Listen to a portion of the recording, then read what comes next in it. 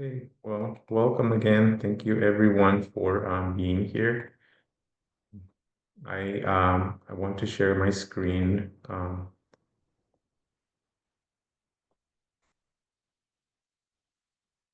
hopefully everybody can see my screen. All right, so again, welcome to our event. We've got to have childcare. I am Ramon Cepeda Ramos. I'm the Economic Justice Organizer with the Virginia Interfaith Center. I'm so glad you're all here. If you came to talk about childcare, you're in the right place. Um, Happy Monday and happy Mother's Day to everyone that celebrated.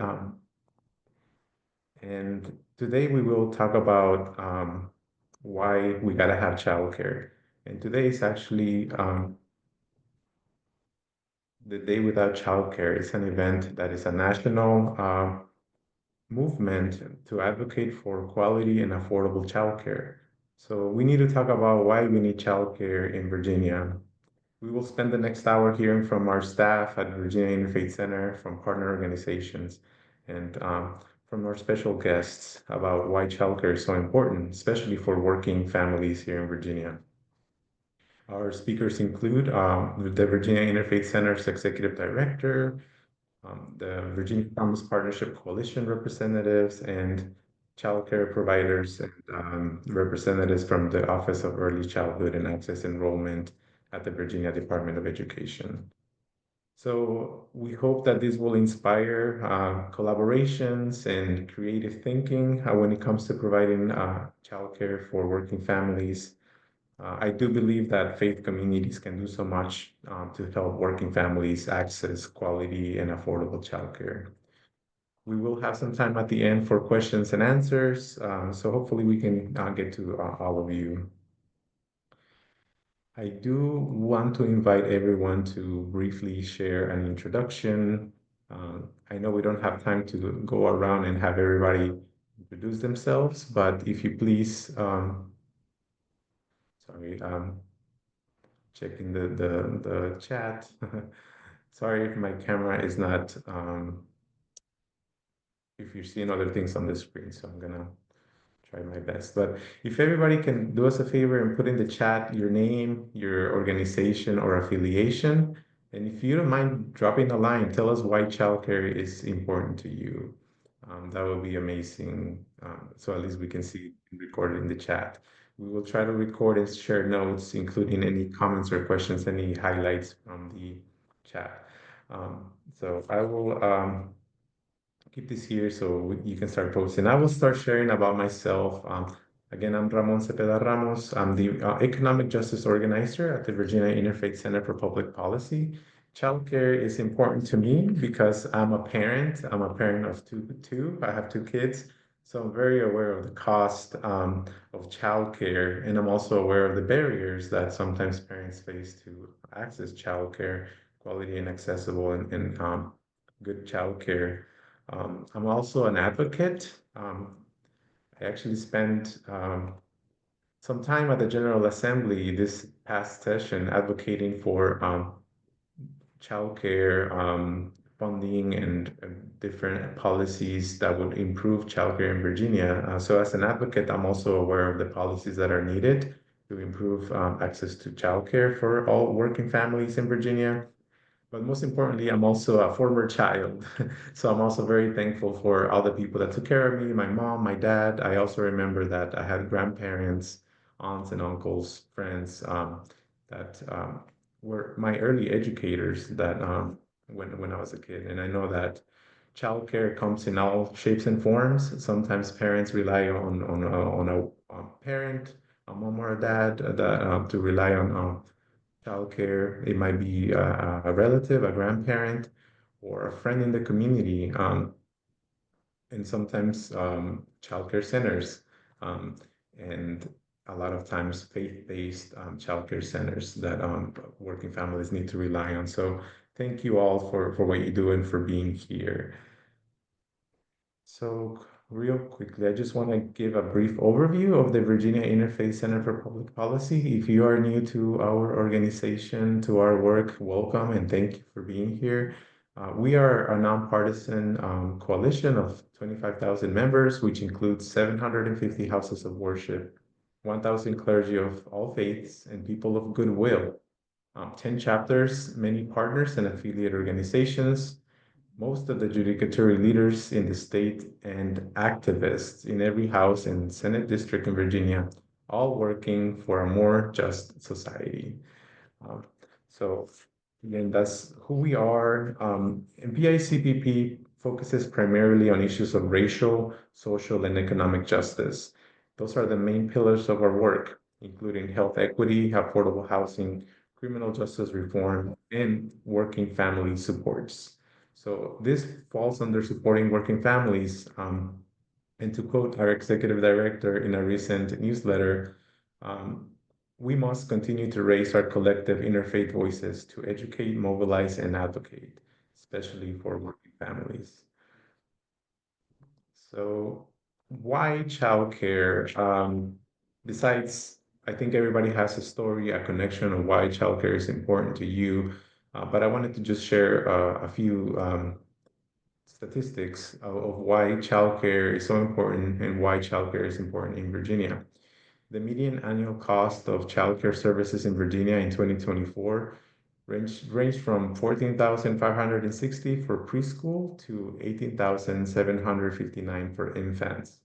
Now that's a lot of money, and I know that you don't need to have a math degree to realize that with, for example, a minimum wage salary, a working family cannot afford this. Virginia families need to earn between 208,000 and 267,000 per year to afford childcare. So that's one of the reasons why we want to have this conversation. Also, Virginia's publicly funded childcare system only serves about 42% of all eligible children ages birth to 5. And there are over 12,000 children waiting for publicly funded childcare services in Virginia. And I really think that our base, our congregations that are part of our network, and many others that aren't part of our Virginia Interfaith Center yet, I believe we can play a huge role in trying to be creative and address these gaps. So that is the end of that slideshow. Um, Thanks again. Apologies if that slide had some weird things blocking it. But now I would love to pass the mic to our wonderful executive director, Reverend Dr. Lakeisha Cook, who will share more about a little bit more about our work and also share our interfaith message for today. And I will try to share my screen again. Dr. Cook. Thanks so much, Ramon. Good morning, everyone. Happy Monday to you. I'm just excited to see so many who have logged on virtually to share this space with us. Very grateful for Ramon for his leadership in this space and grateful for all our partners who work along beside us, fighting for effective, affordable, adequate childcare for our babies. As a former children's pastor, I was a children's pastor for many, many years. I know the importance of quality childcare.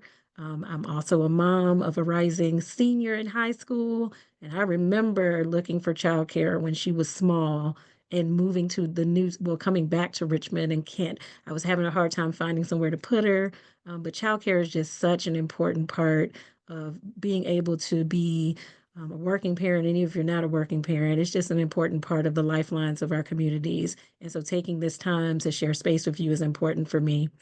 Because we are an interfaith organization, we definitely do a lot of work with faith-based childcare institutions. We work with all childcare institutions, but as I said, a former children's pastor, I remember one of the churches that I served with, the congregation.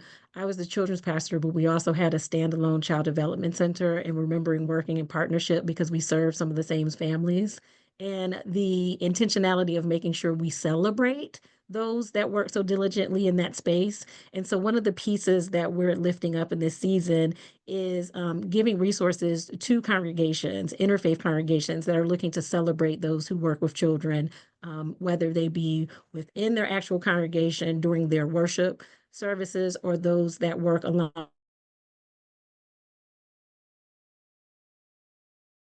a entire faith community that we are celebrating. So one of the pieces that we developed is a litany for early childhood educators. And so I wanted to share that resource with you. And so Ramon, if you could pull that up for us, I'm going to read through the litany, and the way that the litany is written, I will read one part and then you'll come in where it says all, so that we'll read this together and then we'll share this resource for you. So if you want to use it, and you can also tweak it so it works for your own faith tradition. But this is just giving us a good framework. So I'm going to read leader. And if you come in and join your voices and all, and you don't have to come off mute, you can just kind of read while you're on mute, just so you can get a feel for the way the litany is written. So this is the interfaith litany for early child care educators. So it says, today we gather to honor and recognize those who care for and educate our young children. And then all together we say, we give thanks for the ministry of caring for our young. Thank you. So the leader says, we know that working with young children is a special gift requiring patience, humor, attentiveness, and wisdom. All together, thank you for sharing your gifts with our young. With our young. Thank you. The leader says, when a child is sad, You are there. Are there. when a child is hurt, You are there. when a child is curious or learning a new skill, You are there. You are Oh, there. thank you. Thank you for being there. you are there as our children grow and develop. Thank you. Thank you. Thank you. One of the faith traditions, scripture says, Psalm 22:6 tells us if we train up a child in the right direction, the child will not depart from it even when old. Thank you Thank for you for training our children at from an an early age. Early age. Child care educators are essential workers in our economy, ensuring that moms and dads can go to work and be assured their children are safe and loved. Thank you for helping us Thank you provide for helping us. families.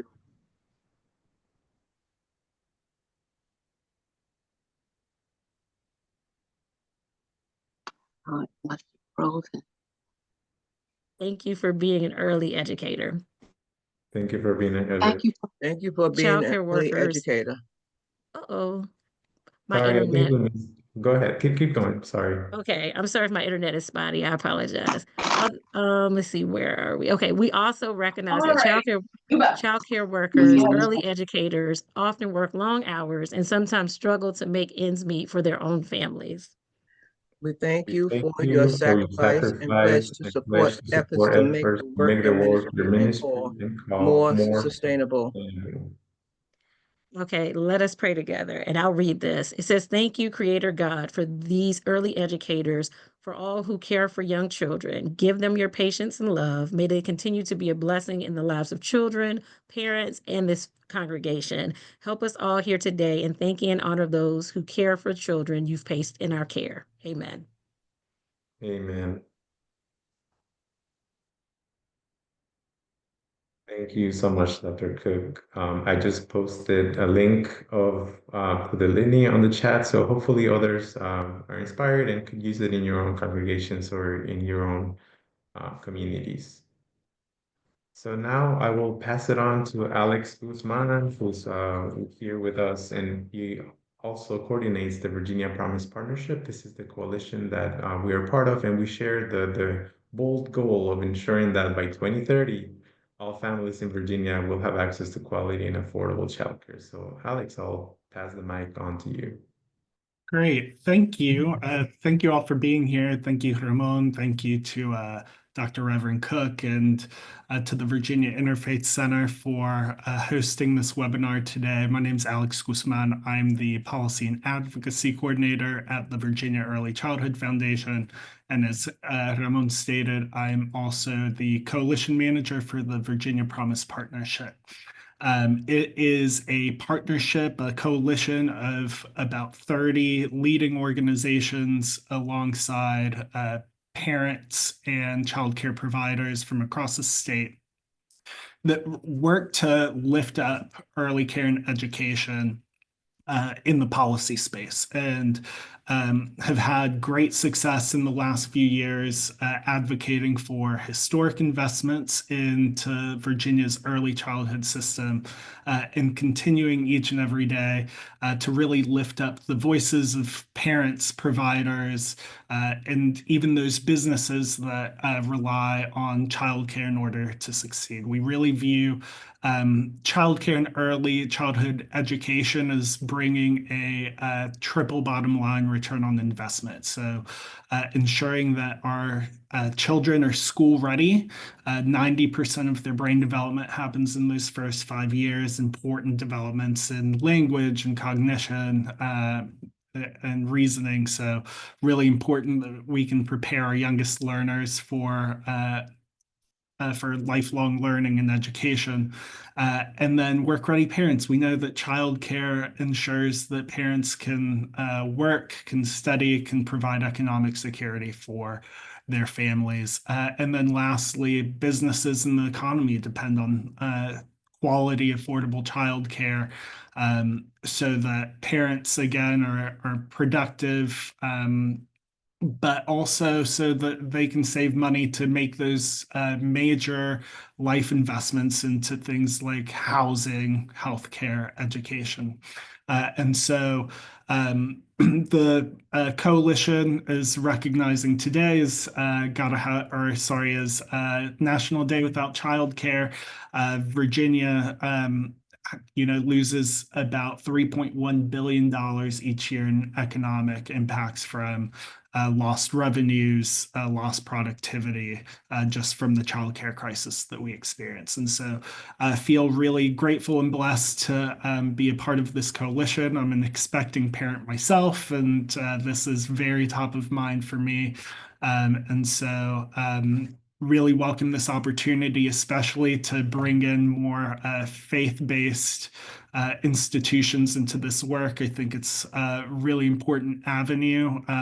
Just hearing some of the statistics, I think that there are about 880 faith-based child care and child development centers in the state, but only 150 just about accept public dollars. And so when we think about the childcare crisis in the state, the childcare deserts that exist across the Commonwealth, I think that this community has a really important role to help build out the system and ensure that families have access to the supports that they need. So I just wanted to send that message from the coalition, and thank you all for being here today.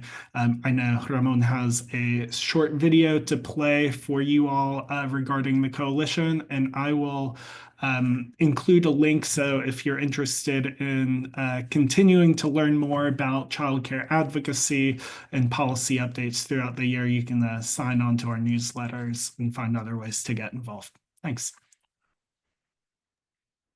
Thank you, Alex. And yeah, thank you for mentioning that statistic. I do hope that this will inspire us to increase that percentage so that more faith-based, more religious institutions that have childcare, or maybe have the space for future childcare centers, can join the coalition, and yeah, help working families. I'm gonna share my screen and share with audio, so hopefully everybody will hear it. I will also drop the link in the chat, but we're hoping to have another guest, a parent, share their testimony, perspective, but this video does a really good job of summarizing sorry, let me share the audio.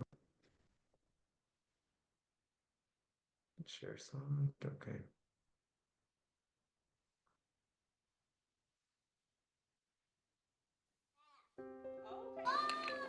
Last year, Virginia made historic investments in early childhood that allowed us to avoid a federal financial cliff. What the pandemic really did with remote work, many businesses, school divisions, were closed. And what stayed open were the child care programs. And so the federal government recognized, number one, that child care is essential to the economy. This was a bipartisan effort across our administration, our legislative leadership, all of the nonprofit and all of the providers and families coming together to really design what could the future look like.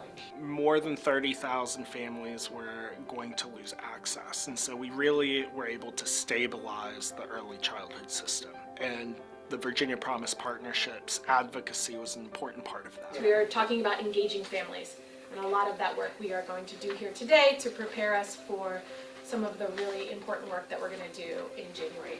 The Virginia Promise Partnership is a powerful coalition here in Virginia that started back in 2021. A group of about 30 different organizations who bring their different skills, assets, perspectives, strengths to the table to work towards the bold goal that all Virginia families can access quality, affordable childcare by 2030. Let me tell you how going to work was not easy before having my kids placed in Head Start.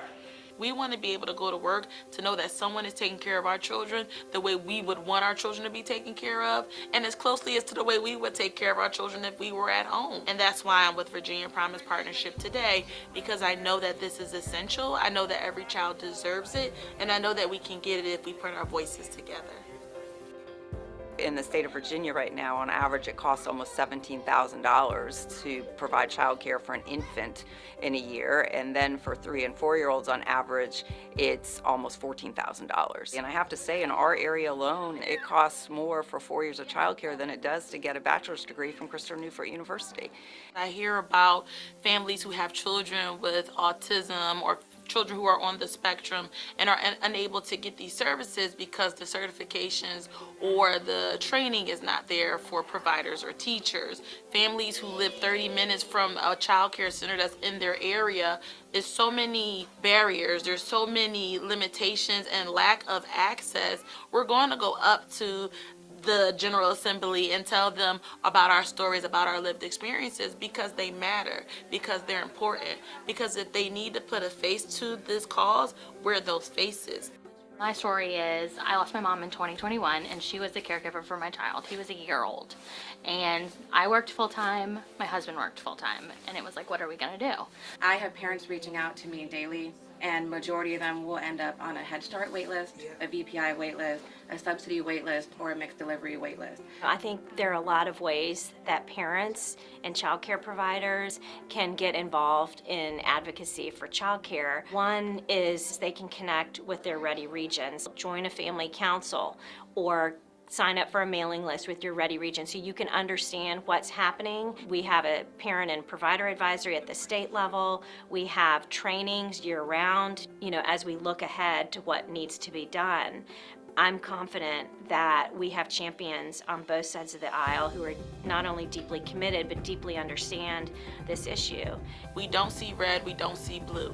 We see little people that need us to step up for them to ensure that they have access to quality childcare, they have access to quality preschool, and that they are prepared when going into kindergarten. Why are we here today?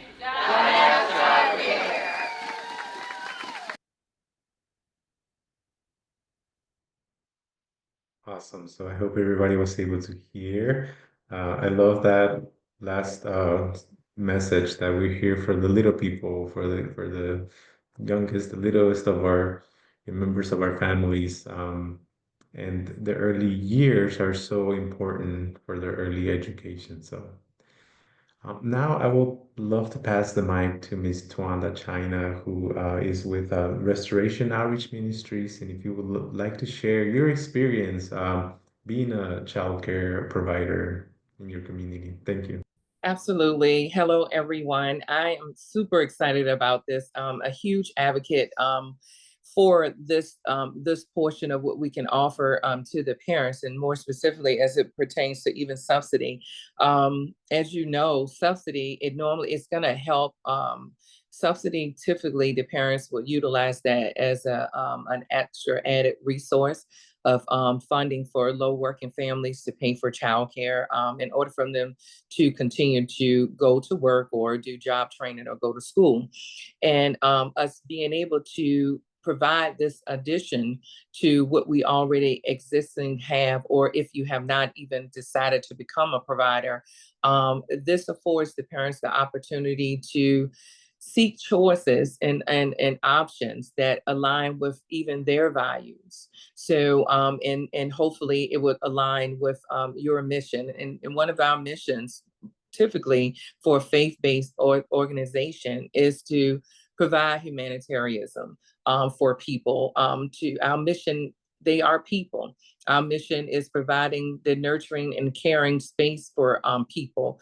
Our mission is having our ear and our feet to the pavement as it pertains to supporting and helping our community.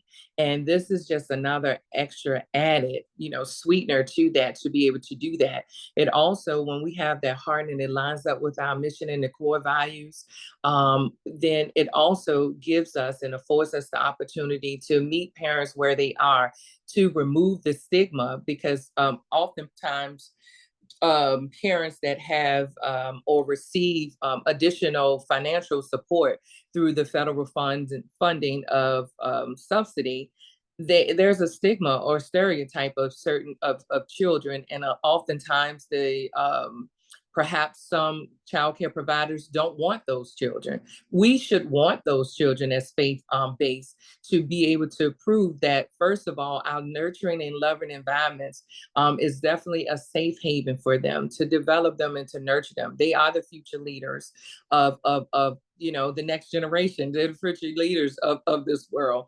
And we need to set that foundation for them. We need to make sure that the parents are feeling comfortable when they do leave their children, that they do have high quality. Their children do matter. They're gonna get the valuable tools in which they need as a stepping stone to make sure that they are kindergarten ready, and all of those various things. Me as a parent, I heard a lot of individuals speak of that, but me as a parent, let me just explain to you even how Restoration Outreach Ministries began. I had just finished having a child, and of course I wanted to be home to nurture that child. My oldest son, which is 29, so that's a huge gap. It was a 10-year gap. And I was seeking care for him, and especially for the summer months, so that he wouldn't feel as though he needed to sit in the house while mom had to go through her healing process and to be able to nurture his little brother. And I found a program, and I went, and it took a while for me to look for a program, and I thought it was something that would be a win-win. It was affordable because it was free. It was offered and it was free. And so I went to check it out, and I left my son, but I sat in the parking lot and I was about to cry. So I called my husband, and I said, "It's no way I can do this." I thought by the branding and this name and this program that it would be something that would align with our values as far as what we thought what childcare would be, and it did not. And so in that moment, I believe I heard the Holy Spirit share with me, "Why can't you do this?" And I'm sitting there like, oh, I don't know. What do you mean? My background is banking and finance, and I don't do this. I don't do that. But from that moment, I shared with my husband. He was like, "You would be a great candidate." And in this time frame, we were new pastors as well, and I said, okay. I was nervous on all of that and didn't feel like we had the tools, but we did. We had everything that we needed within inside of us. First of all, just being loving and caring parents. I had an eye for detail of knowing what I was looking for, what I was not looking for. And I did not want my child to receive second best education just because we were in a point of, we were newly married, just had another, baby and all of these things. And financially, the finances were not adding up. And I did not want my child to receive anything that was subpar. And from there, this is what birthed from where we are. And here we are, fast forward years and years later, and we have a childcare facility. Why? Because of the same reason as that, of being able to provide affordable childcare for parents that may not, at just in a certain moment in their life, may not be able to afford to be able to spend the private dollars, but their children matter, their families matter, their love for their children, the nurturing for their children, it really, really matters. And they don't want to receive anything that's subpar. They want their children to be in a space that's going to be loving and nurturing. So this is, you know, having this faith base, it aligns with all of that. Keep in mind as well, for any faith-based leaders that are out here, parents are seeking you. They're looking for you. So, I mean, it's a great win-win. The target market, you know, the target market for that is that they are seeking you. They're seeking you out. They're looking to see what organizations align with their core values, their belief, and what they want their children to be shaped in, and what they want the safe space, the safe place that they want their children to be able to be at. And I think that is the most wonderful thing. It broadens the opportunity for parents to be able to seek a place for their children that's going to align with how they want their children to be raised, and to be able to have values instilled in them. It also gives you an opportunity as well as to provide jobs, because if you open up that spectrum to be able to be a subsidy provider, then great. That means you might, depending on your space, can open up more classroom space. You will also be able to could open up more opportunity for your members. And even with that as well, when you're touching people's hearts and you're touching their lives, depending on what other amenities that you offer at your facility, as far as humanitarianism, whether it's a clothing closet, whether it's a food pantry, it's more opportunity that you will be able to reach additional individuals to provide them a hand up. I just had a scenario just this Friday of a parent that they had called in to the facility, and they asked, could they speak to me? And I said, uh-oh. So immediately, as a director, I'm like, oh my goodness, are they, you know, would something happen? They're maybe displeased, or are they looking to withdraw their child? So you really go into that headspace, and it was none of the such. When I offered that space for the parent to speak to me, the parent was actually seeking for additional hand up. Why? Because you are a faith-based facility. You're taking, I am a subsidy, a parent that's receiving federal funding for some additional support. And I do also know that you have additional programs here, right here in your faith-based organization, that could possibly help me, in addition to the fact of me receiving federal funding for assistance. And she was absolutely right. We have the food pantry, so I was able to assist this parent with that. We also directed her to additional resources that can certainly help her and provide her with emergency funding. In addition to, we also have private donors and even internal donors that oftentimes we are able to absorb additional costs for some of our parents. And so that is a win-win. Even with that, for some of your faith-based organizations, some of that in itself may even touch the heartstrings of some of the parents and families that you're providing for, that they may even at some point decide to either join your congregation, or they may even decide to want to be a volunteer to be able to give back. So I am a huge advocate for this. Not only that I am living and breathing it, but this happened as a result of me being a parent, being a new wife, being a new parent with an additional child, that we were in a space that we needed a hand up. We needed a financial hand up.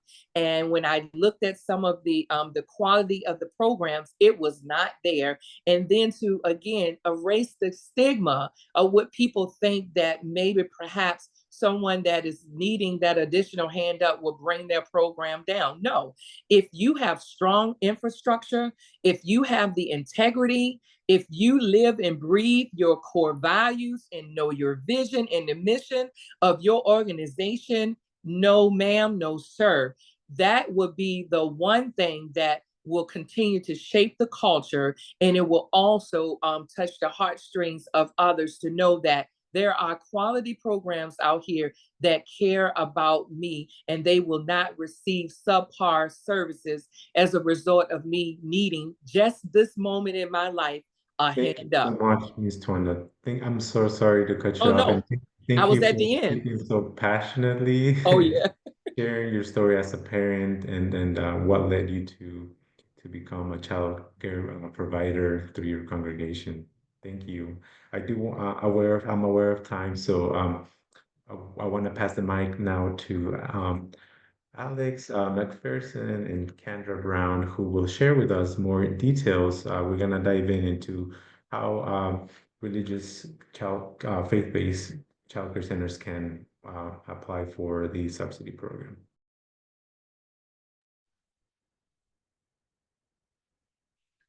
Hello, everyone.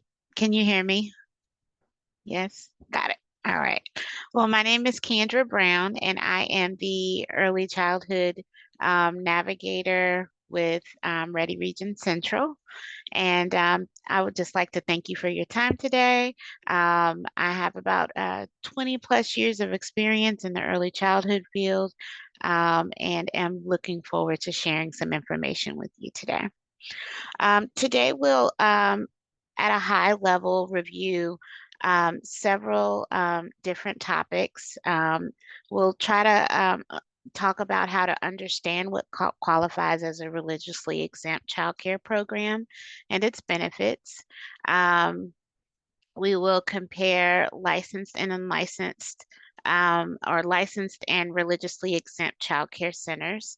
And we will learn how the Office of Child Care, Health and Safety provides oversight for religiously exempt child day centers.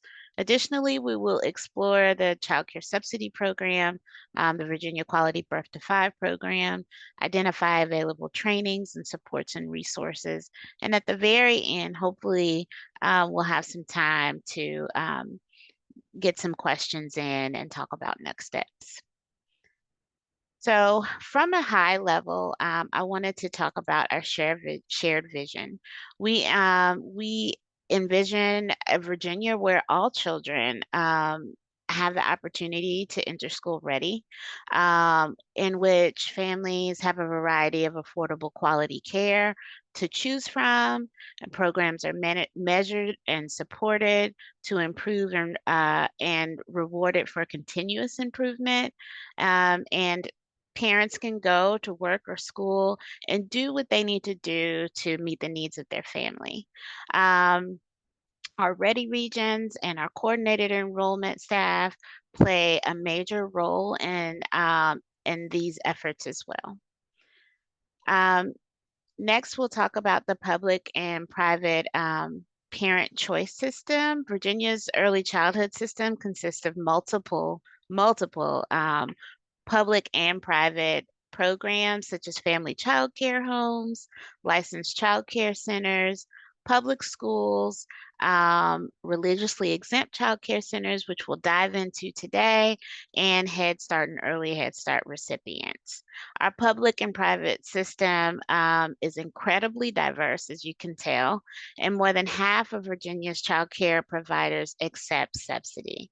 Over 3,000 providers participate and are subsidy vendors. Next slide, please. Now, thank you so much, Twanda. You definitely helped me with this slide, so I will quickly review the benefits of operating a religiously exempt child day center. But you, without even seeing the slides, Twanda, you touched on all of the points, so thank you so much. And she's right, you can make a difference in your community and a difference in the lives of children in care. Religiously exempt centers can incorporate instruction and values, and it's a significant draw for parents seeking faith-based education. Also, faith-based childcare centers can foster a sense of community and essentially increase the revenue and serve as an additional stream of income for your religiously exempt child day center and your religious institution. Next slide, please. So, what is a religious exempt child day center? I want to quickly just kind of dive into the specifics. The Code of Virginia exempts from licensure a child day center operated or conducted under the auspices of a religious institution if the religious institution files certain documentation with the Department of Education prior to opening and annually thereafter. For the center to be considered under the auspices, so kind of like under the umbrella of the religious institution, the religious institution will have to provide either protection, support, patronage, guidance, or aid.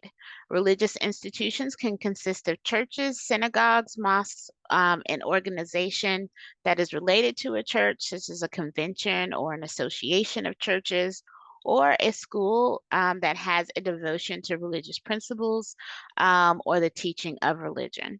I do want to make a quick note that a religious institution that is only providing space for the center or only allowing the center to use their name does not constitute the center being operated under the auspices of the religious institution. Once again, the religious institution does have to provide protection, support, patronage, guidance, or aid. Now, I also want to talk about some of the differences. There are two types of centers in Virginia. There are religiously exempt child day centers and licensed child day centers. They have some similarities, but they are also very different. Both religiously exempt child day centers and licensed child day centers are eligible to become and participate in a child care subsidy program. And they receive the same reimbursement rates. So licensed centers, religiously exempt centers receive the same rates. Both must meet certain health and safety requirements, including background checks. However, religiously exempt centers have different health and safety requirements than licensed centers. Significant differences. Compliance with safe sleep practices, health and safety requirements for staff, everyone is required to be a mandated reporter all throughout the state, and they both need health inspections, fire inspections, and maintain adult to child ratios. Religiously exempt centers, however, have one inspection per year. Licensed centers have 2 inspections per year. Religiously exempt centers also renew their exemption annually.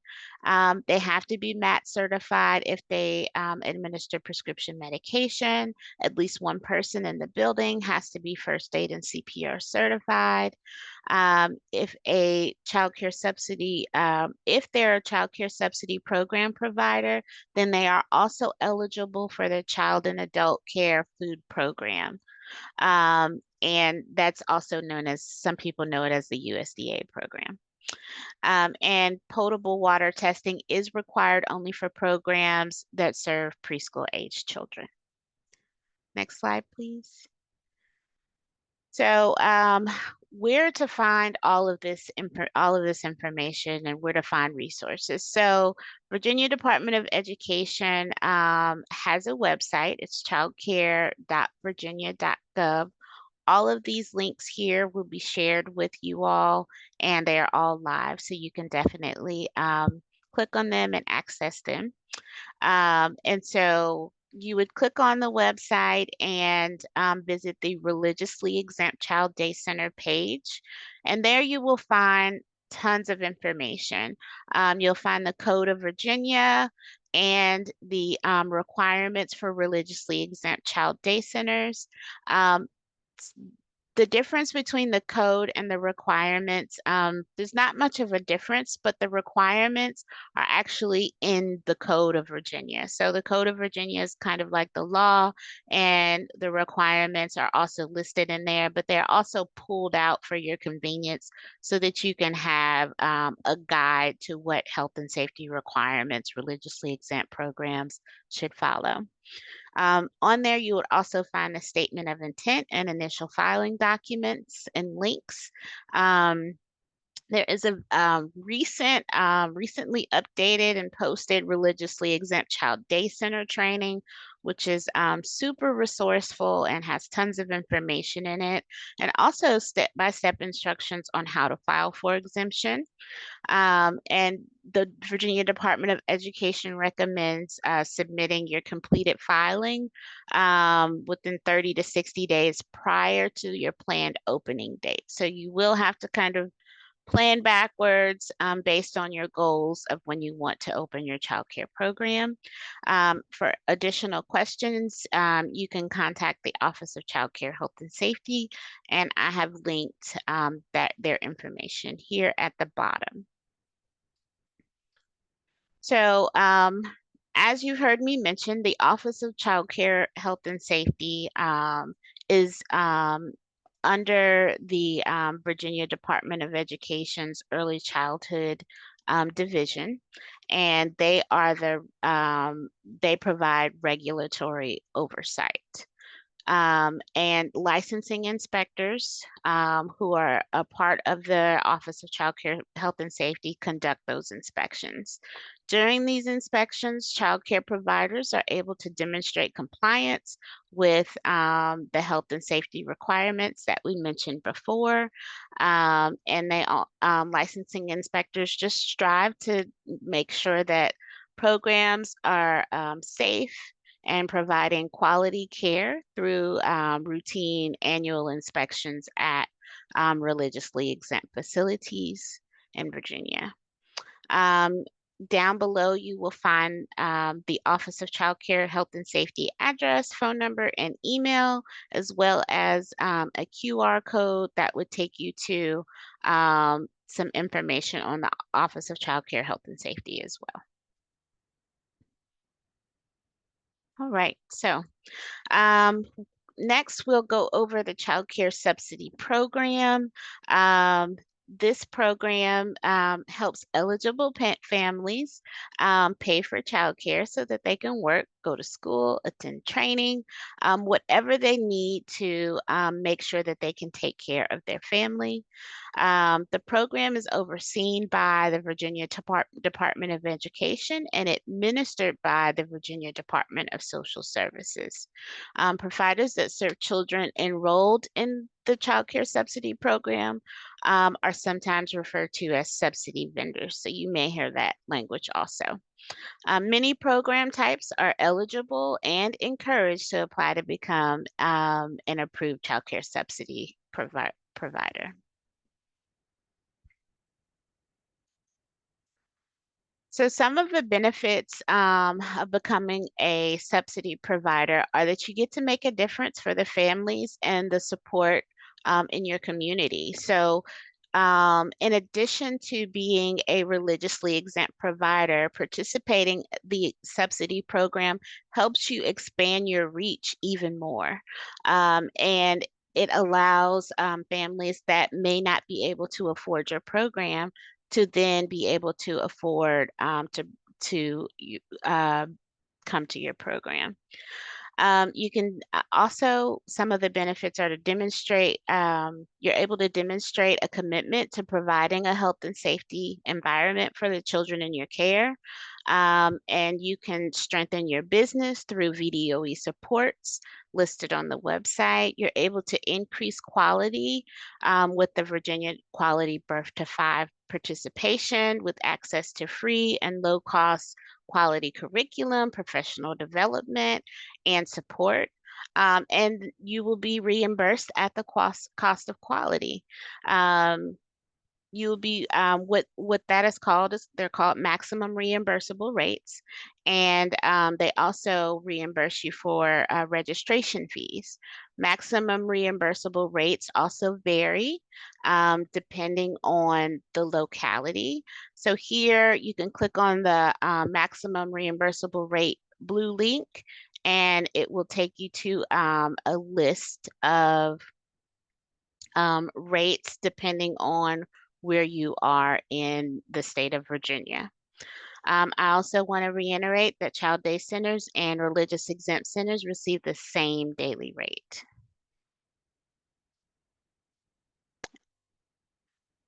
In order to become a child care subsidy provider, it's you would just apply online through the subsidy vendor portal, complete a health and safety inspection, the Virginia pre-service training, consider attending the child care subsidy orientation and health and safety training, which is hosted by the Child Care Aware of Virginia.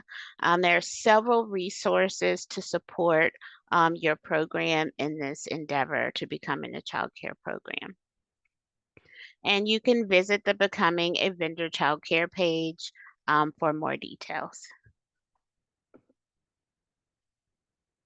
All right, now we're going to talk about the Virginia Quality Birth to 5 program, which you've heard me mention throughout this presentation so far. So in response to state law, Virginia has developed VICPP to measure and improve quality infant, toddler, and preschool classrooms. The goal is that all Virginia children have learning experiences that prepare them for kindergarten and ultimately life, right? It helps families learn about different birth to 5 programs so that they can choose the program that really best fits their needs. VICPP is used in child care centers, family day homes, religious exempt child care programs, Head Start programs. So it's pretty much used, and the birth to 5 early childhood programs who receive government funding are required to participate in VICPP. Programs that do not receive any government funding do not have to participate, but they can choose to take part in the VICPP program as well. So to improve school readiness, VICPP measures and improves the quality of infant, toddler, and preschool teaching and learning base through nationally recognized quality indicators such as interactions and curriculum. And measuring the qualities of these learning experiences do help strengthen programs, and it provides important information to families when choosing programs.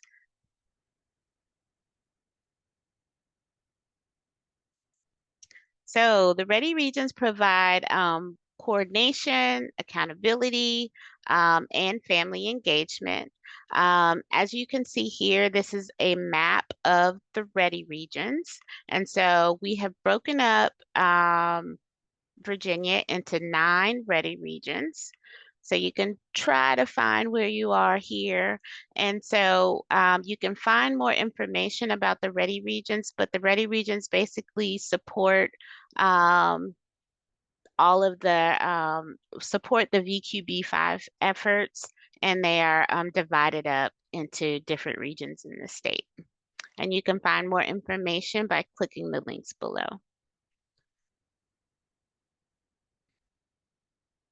All right, so next we're going to talk about some supports. As I mentioned before, I am one of 3 early childhood navigators. I believe there's one other navigator on with me today, Maria Soto. And what we do is we help new providers with technical assistance and support, and we can help with opening your religiously exempt child day center. We do that by helping you understand the requirements, walking through the paperwork documentation, and any other additional support that is needed. We can help with preparing for your initial inspection, or we can help with submitting your documentation. So anything that you need in regards to getting started with your religiously exempt child day center or becoming a subsidy vendor, we can definitely help support you in that process. So just know that you are not alone.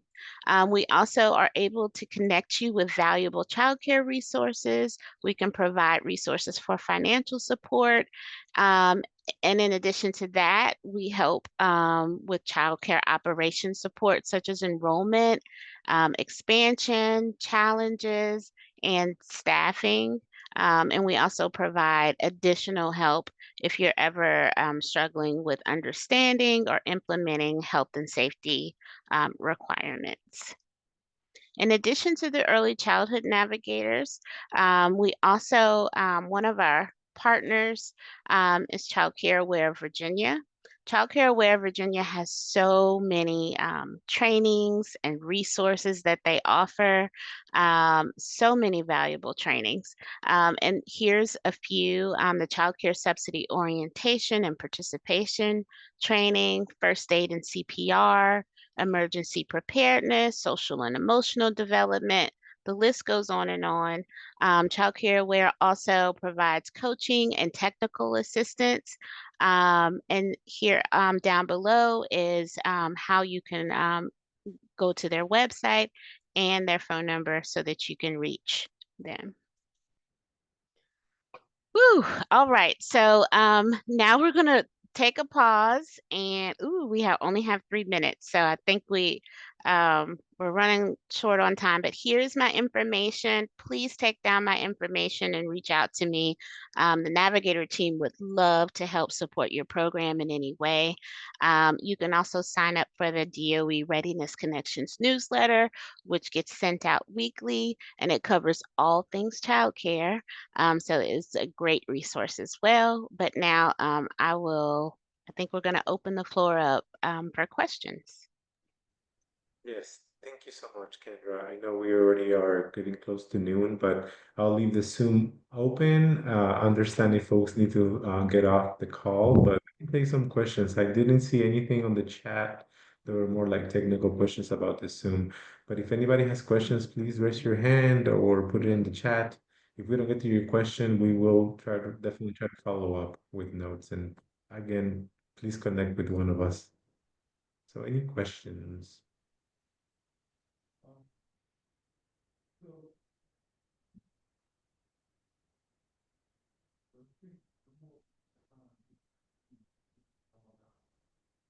Yeah, I don't really see any questions. It means that we did a great job. Yeah.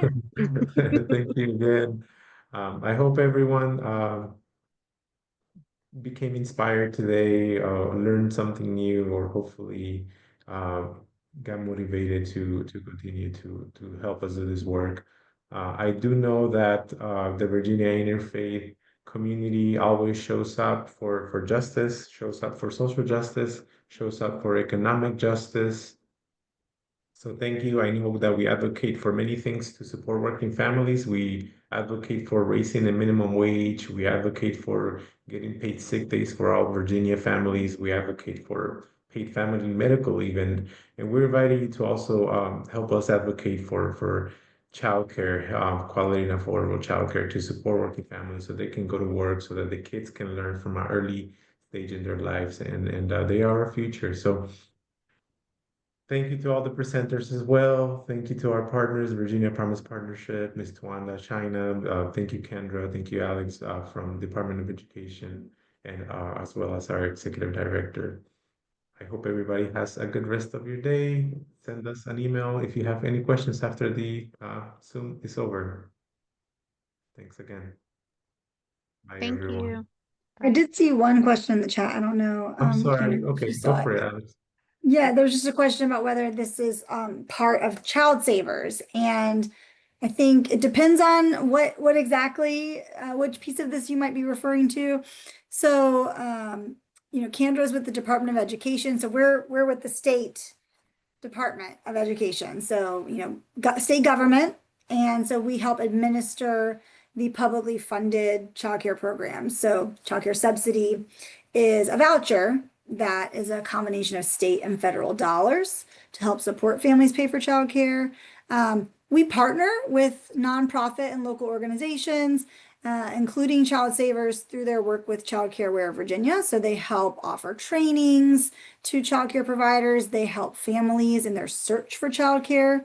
But as far as administering, the state's quality measurement and improvement system, administering licensure, administering those vouchers for families, that's all done by state government, by the Department of Education. I hope this helps answer. Yeah, go ahead. Alex, can you put up your email real quick, please? Yeah, absolutely. I'll drop it in the chat. And Candra's is on the slide as well. And Kendra and I work very closely together. So if you get a hold of one of us, you can basically get a 2-for-1 there.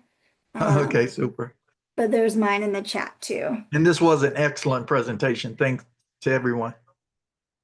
Well, I'm so glad to hear that was helpful. And I think we can coordinate with Ramon and do a part 2 or do more of a deeper dive with folks who are interested in pursuing next steps. Absolutely. Thank you. This was definitely our first one, but we hope to do many more. Thank you all. Thank you.